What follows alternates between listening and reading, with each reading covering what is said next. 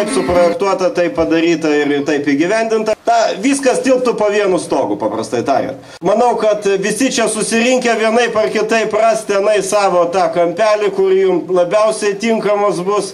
Kas gal bibliotekai, kas kultūros namuose, kas pas seniūną. Tai iš tikrųjų pagal visus poreikius, pagal visus norus, kiekvienas turėtų rasti ten savo vietą ir tą būtent, ko jis laukia iš sakykime, šio pastato, bet pirmiausia iš jame teikiamų paslaugų. Tai pirmiausia įžengiam į šito pastato vieną iš, tai yra biblioteka, viena iš svarbiausių. Tai perkerpa juostelę, Ignalinos statybos direktorius ir bibliotekos direktorė. Sveiki atvykę į šitos namus. Tikrai džiaugiamės gavę tokį patalpą.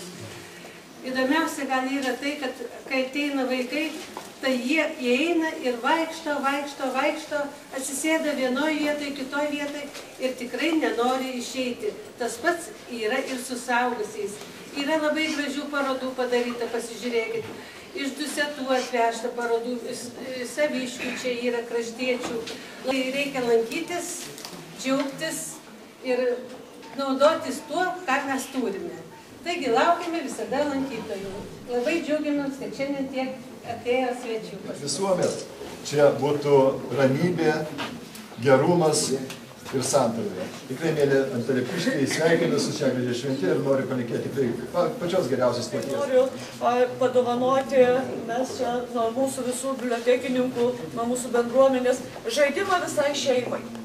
Kadangi knygų mes jau anksčiau atvežėm, tai tiesiog kviečiam šeimomis ateiti į biblioteką ir visi rasite čia ką veikti.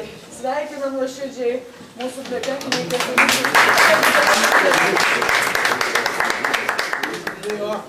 Knyga ir dėka tai saugykla.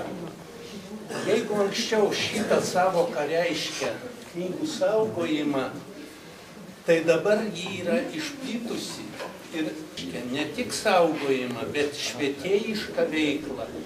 Reiškia kultūros židinį, reiškia žinių lobyną.